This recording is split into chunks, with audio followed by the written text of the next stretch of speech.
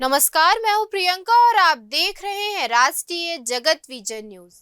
बांग्लादेश की राजधानी ढाका से एक दिल दहला देने वाली खबर सामने आई है।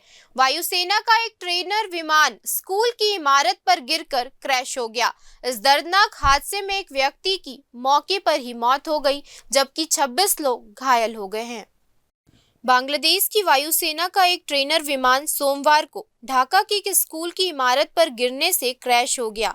हादसा इतना भयावह था कि इलाके में अफरा तफरी मच गई। रिपोर्ट के मुताबिक इस दुर्घटना में एक व्यक्ति की मौत हो गई है, जबकि 26 लोग घायल हुए हैं। विमान हादसे की पुष्टि हजरत शाह जलाल इंटरनेशनल एयरपोर्ट के एक वरिष्ठ अधिकारी ने की है। घायलों को अस्पताल पहुंचाया गया है और एक वीडियो भी सामने आया है, जिसमें लोगों को हाथ ठेले पर अस्पताल ले जाते देखा जा सकता है। बांग्लादेशी सेना ने बताया है कि क्रैश हुआ विमान वायुसेना का F-7 BGI ट्रेनर जेट था। वहीं कानून व्यवस्था बनाए रखने और राहत बचाव कार्यों को संभालने के लिए बॉर्डर गार्ड बांग्लादेश की 2 टुकड़ियों को मौके पर तैनात किया गया। सेना ने बताया कि क्रैश हुआ विमान F-7 BGI मॉडल का था, जो वायुसेना का ट्रेनर जेट है।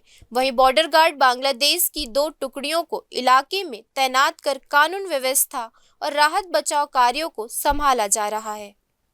फिलहाल इस खबर में इतना ही। देश प्रदेश की खबरों से अपडेटेड रहने के लिए हमारे चैनल को सब्सक्राइब करें। नए खबरों की नोटिफिकेशन के लिए बेल आइकॉन जरूर दबाएं। नमस्कार।